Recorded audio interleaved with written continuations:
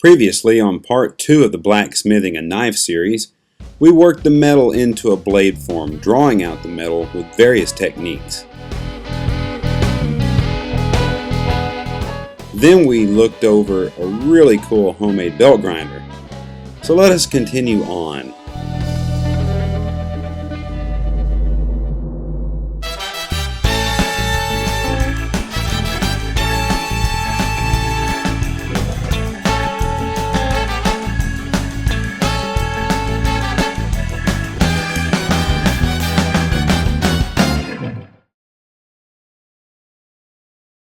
Alright, so back at the house.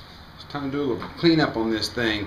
It's got all the scale and scum and everything on it, so before I go and put a good sharp edge on that, I'm going to go hit this on the bench grinder there with the a brass wheel and see how well we can clean this up, and then maybe knock some of the marks out of here with the grinder itself, you know, where I missed it with a hammer and, you know, got some pretty good rough spots in there. We'll try to clean that up a little bit and see what we wind up with in the end, and then get out the good old angle grinder and start putting a nice little edge on that thing, and then we'll take it back over to Charles later this week and we'll heat treat it. So let's get started again. Let's hit it right here. Looks good and dirty.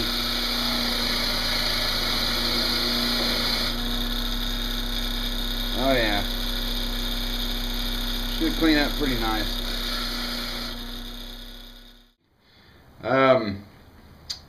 Looks like with all the scale and all the burn and everything on there, we're probably going to need to knock some of that off of the angle grinder. It's on there pretty thick. So I think that's what I'm going to do. I'm going to go get out the angle grinder. I'm going to get an older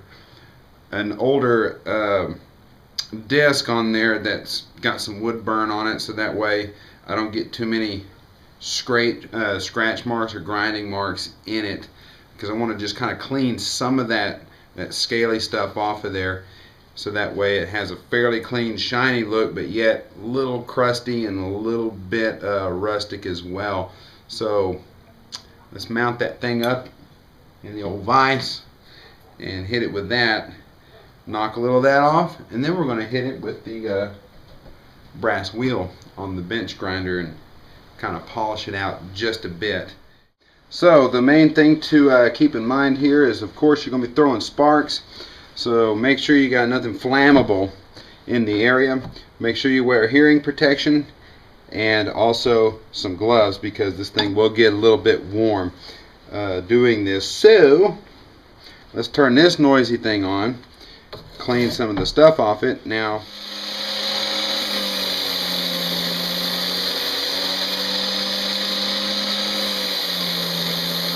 so I got that about where I want it as far as cleanliness is concerned. I want to keep it rustic, so I want the black in there still. So I've got marks all over it from the angle grinder, from the wheel that I use, so I'm going to hit it on the bench grinder next with my brass wheel to kind of clean some of that up a little bit, and then we'll start laying an edge on it, and then decide whether or not I want to put a good finger hook in here. There's time to decide that while I'm cleaning it up some more.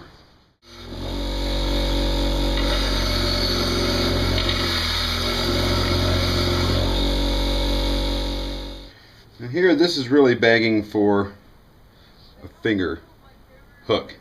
So I'm going to grind this out a little bit so that way there's a place to slip your finger in, because I'd really hate for my finger to slide over that thing.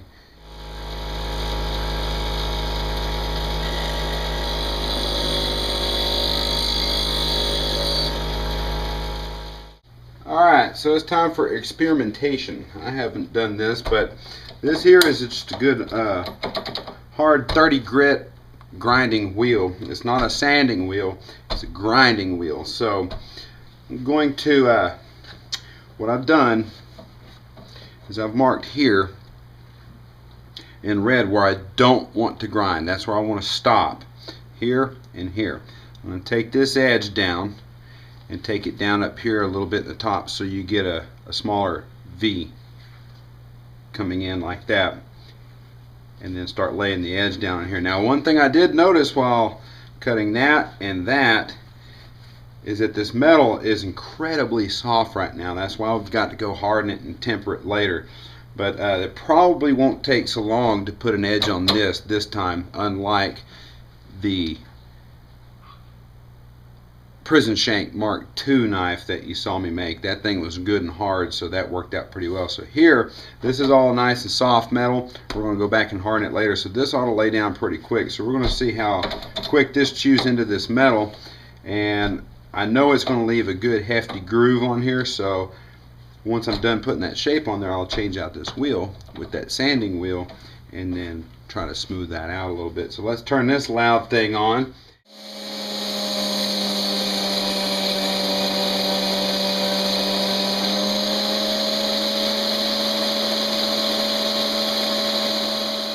Okay, so I did that.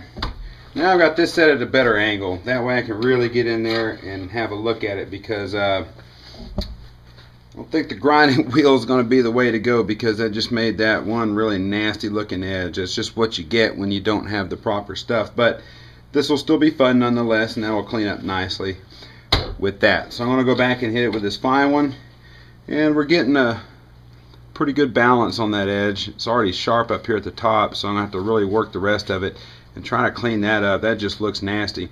But here we go. Prepare for noise.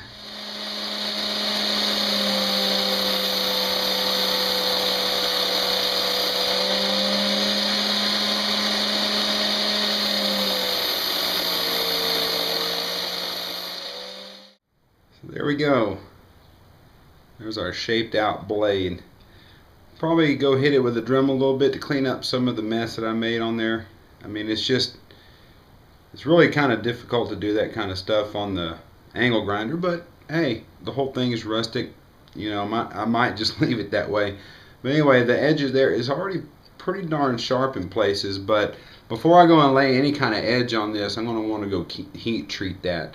It's got a nice balance here, and right there, the taper looks good. So next step is going to be heat treating. So I'll get in touch with Charles and find out whenever it's going to be good for him to come back in there and bake that in the forge a little bit, and then I'll show you how that's done. Thanks.